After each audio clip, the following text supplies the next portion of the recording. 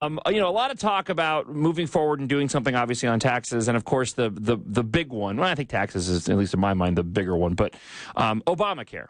And the question that I want to ask you, Pete, because we had a bit of a debate back and forth, and Drew, correct me if I'm wrong. Pete, I'm under the impression that I know there are people out there that are very impatient and want to get something done on Obamacare, but I'm of the opinion that that's not the majority of conservatives and Republicans that voted for Trump, that the majority of individuals know that this monstrosity of Obamacare is going to take a long time to untangle and to put something better in place. And Drew, correct me if I'm wrong, but you disagree with that. I disagree with that. I think the majority of Trump supporters and the majority of conservatives, Republicans, and however those groups intersect, are impatient. And this was one of the biggest issues that drove them to support Trump and to support Republicans in Congress. And there's some frustration there that nothing's been done yet. And I don't think they're going to be patient enough to wait sort of a year for this to untangle. They want repeal.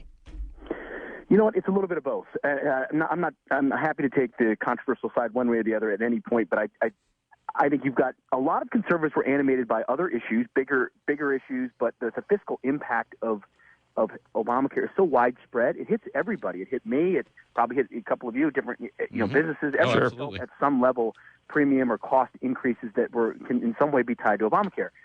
But I got to tell you, I'm a little bit more with John on this because in my sense is that this is really, really, really, really complicated. You talk to anybody that understands what the Democrats have done in Obamacare to our healthcare system, how distorted they've made it, what the subsidies have done, how the market has eroded, and how the insurance companies have reacted, that if you just repeal it or ad hoc replace it, the disaster that is Obamacare becomes the disaster for Republicans, and then Republicans reap the consequences of a crappy bill they didn't write, none of them voted for, yet they tried to fix kind of too quickly without a real comprehensive plan or without a gradual step, and then they reap terrible electoral consequences. And again, I don't want to say it's a political expediency, sure, but you've got to be politically astute enough to know that if you rush into something, it's like walking into an ambush. The Democrats want the Republicans to own health care because if they do, then they can tell them, we had Obamacare and it wasn't great, but then they really messed it up. And here's what here's what we want. We want single payer health care. We want government. We want Medicare for everybody, which is what they want. So I do think you have to be prudent in the way it's implemented. The problem is it doesn't align very well with the campaign slogan of we're going to repeal it and replace it. That is a huge priority for us, and we're going to get it done. It's just going to take a little bit of time. You could see in the way the president talks about it, he's internalized a lot of that. He's been in the briefings, been told by healthcare experts, whoa, man, this is bad, and the replacements are not right in front of you. I've even heard people floating the idea that you don't repeal and replace, you just provide an alternative that is so more market-based, and, right. and the consumers choose that as opposed to just saying we've got to scrap Obamacare in the meantime, and then Obamacare fades away because it's so terrible. I don't know what they're going to end up doing, but I do know in talking to folks in the White House, they're committed to getting rid of it. It's not that they won't. It's a matter of being prudent about the timing. Well, and it almost, two things on that. One, it almost makes Sean Spicer's job even more difficult and important because it's like you have to come out and explain every step in the process. And like, for example, one of the biggest things for Obamacare that I would like to see taken away, stripped out, is the mandate on the businesses to have to provide the health insurance to employees that have to work so many hours. We've seen it in our own industry, the massive negative impact it had on part-timers who just got their hours slashed and, and trying to retain good quality people. But we all know that, well, if you remove that, what other things are attached to it that end up falling by the wayside that hurt other individuals. So I think it makes a job for like an individual like Sean Spicer or somebody else who has to come out like almost every single time to explain how difficult it is to unravel all of this. Oh, my goodness. You're exactly right. I mean, even on Fox and Friends, when I'm hosting, we have Dr. Zeke Emanuel, who is one of the architects who's now a Fox News contributor on almost every weekend, and debating him on this issue. He understands the ins and outs and the details. But he's explaining away the failure as opposed to explaining how it's going to work. And in the case of Sean Spicer, I mean, what are the unintended consequences of doing the right thing?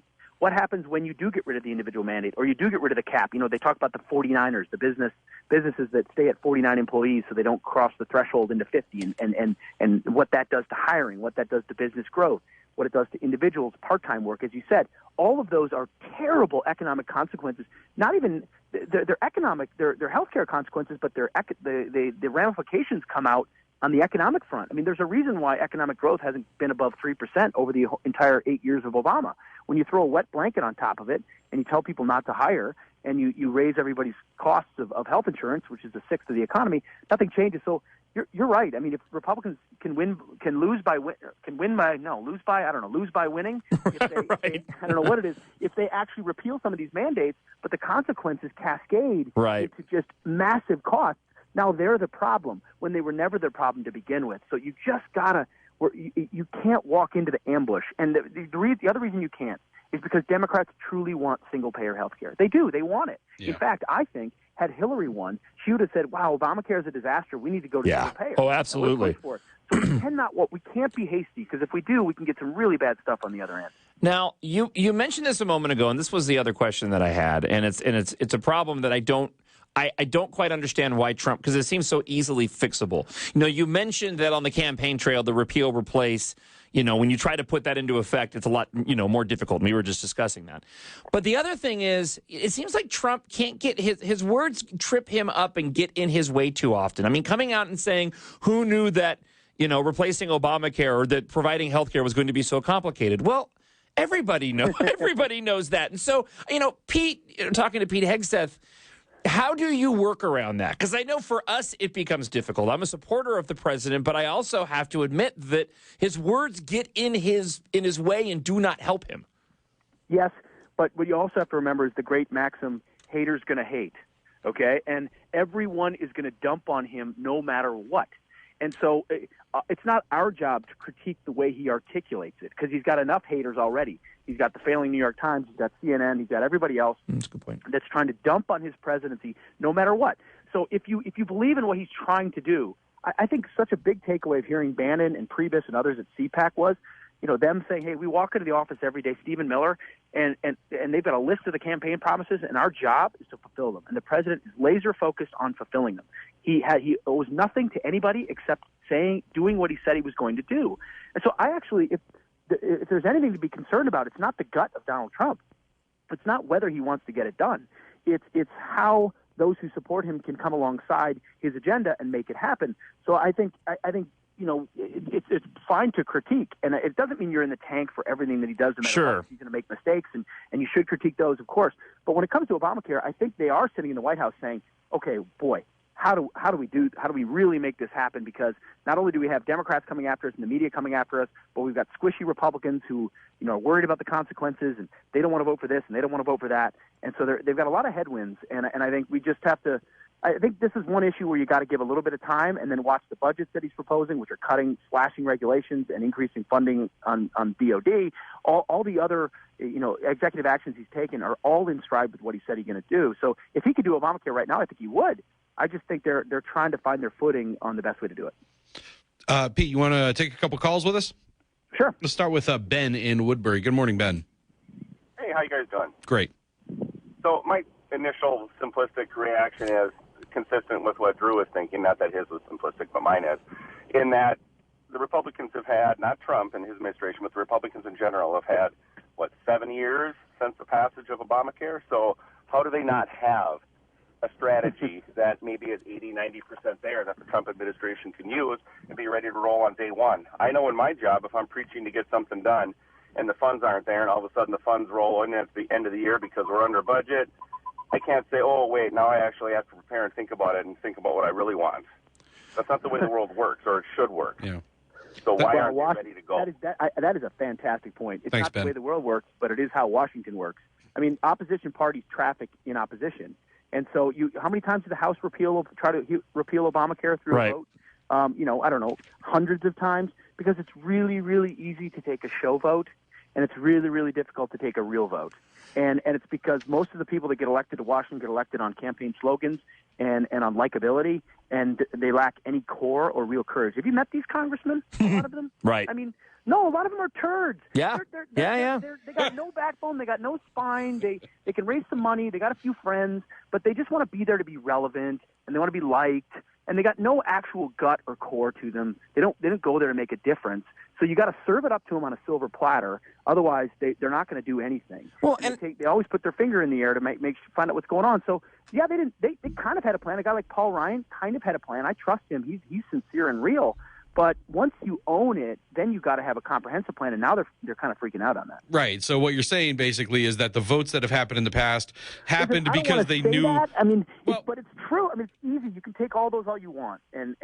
Well, they knew they weren't going to pass. Never going to pass. They knew they weren't going to pass, so they knew there wouldn't be any consequences to taking the vote, having it not pass, and then they can sort of shrug their shoulders and go, "Well, we tried." Yeah. Now they know it'll pass. It's like flicking off the bus as it drives away with the bully on it. He's like, he can't beat you up, but you flick him off as he's driving away. But someday he's gonna get off the bus and whoop you. And in this case, he's now off the bus. And the question is, do the Republicans actually have a plan to make it happen? And to the caller's point, there's the two different things there. One, talking specifically about Trump moving quick on Obamacare, and two, not talking about Congress. I had never any expectation that Congress ever really had a comprehensive plan in place. So going back to the beginning of the line of thinking, when it comes to being patient, that patience was stemming from President Trump moving forward in pushing Congress to go and put something together, not Congress already having a plan in place. I never thought that Congress ever had. I mean, I know there were ideas out there, but we all know that until you have a leadership in place that is actually going to allow it to happen, it's almost like, why bother wasting our time? And so you go back to the election and the inevitability of what was supposed to be Hillary Clinton getting elected. They probably never even bothered to get that close to it to find out what it was going to take. It turns out they're just like college kids. Like the exams coming up, and now they're cramming. Right. One more call. Procrastinate just like the rest of us, unfortunately. Steve in Oakdale, go ahead. Yeah, I'm agreed with the last caller. They had 6 years to come up with a plan. They should be able to roll it out and show everybody what they have. Like Sean Haley said, we got to keep their feet to the fire. What the hell are they doing? I don't think they came up with anything. I don't think anybody. That's what's disgusting. Well, yeah, sure it is. But that's Congress. That's not Trump. Yeah, that's right. That's right. I mean, we can play the woulda, coulda, shoulda game, and the caller's exactly right, as the previous caller is exactly right. Of course, they should have had a plan. But why do we need to wrap that failure around Trump? Right. Trump wasn't trumpeting healthcare plans 6 years ago. He said we should get rid of it. I think probably somewhat based on the assumption that someone was doing their job somewhere. And it turns out they really weren't, or some have, but it's incomplete. And now he owns it. So why should he walk into the ambush on behalf of the failure of congressional Republicans over the last 8 years? He should take his time, make sure it's right. Our healthcare system is too big and too important. It's a sixth of the economy. And guess what? He's going to keep his campaign promise. That's what he wants to do. He's not going to hedge on that. Give the man some time to make sure it's right so that he doesn't give Democrats all the fodder they need to just crucify Republicans on healthcare for the next 4 years. Pete Hegseth, always a pleasure to have you on. Appreciate your time this morning. Hopefully we can talk to you again next week. Sounds good. All right, man. Take care. All right. Bye. Coming up, Trump is